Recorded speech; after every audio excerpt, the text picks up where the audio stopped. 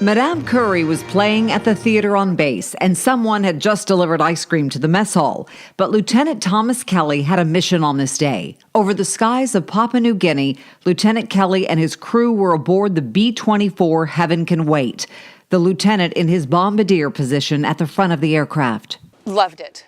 That was their rush. And they didn't get to do it all the time. You know, they didn't go up on missions every day. The weather was windy and rainy that day, but Lieutenant Kelly was exactly where he wanted to be. The farm boy from Livermore, who once listed his hobbies as blondes, brunettes, and redheads, was fiercely proud of how he was serving and had thoughts of becoming a pilot when the war was over.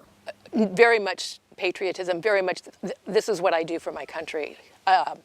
Maybe it was because everybody else did it, but it was in him. Diane Christie of Folsom only recently got to know her uncle. There was so much pain. He was rarely talked about. Sorry. But my mom could never listen to I'll Be Home for Christmas without crying because he never came back home. Anti-aircraft fire ended that dream, taking Heaven Can Wait into the ocean and launching a mystery about Lieutenant Kelly's death that his descendants would take on 70 years later.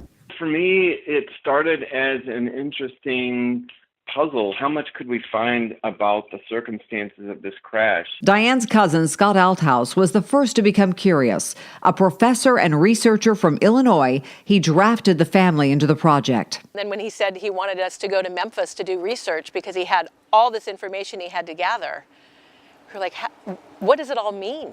Like, we had no idea how he was going to put this all together. We were researching the kinds of databases that any good public library would have access to. And it was really just getting tapped into this network of incredibly gracious strangers all around the world who helped us fill out the pieces, told us where to look for the next steps, and just as a family having perseverance. When Scott presented his findings to Project Recover, they agreed to take the case. This nonprofit dedicated to finding American MIAs traveled to New Guinea and using the family's research spent weeks looking for the crash site. When we heard they were going out to Hanta Bay, we were confident that if they couldn't find the plane, it couldn't be found. After 2 weeks of diving and searching, the final resting place of Heaven Can Wait revealed itself. All right, here we come in, guys.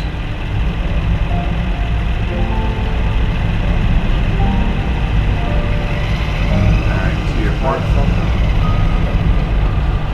Moving in perfect. I guess the gun was what we thought the gun was.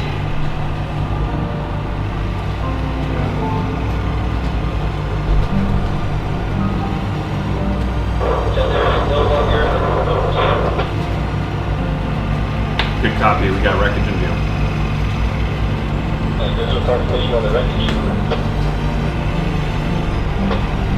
Sweet. Emotions just came pouring out.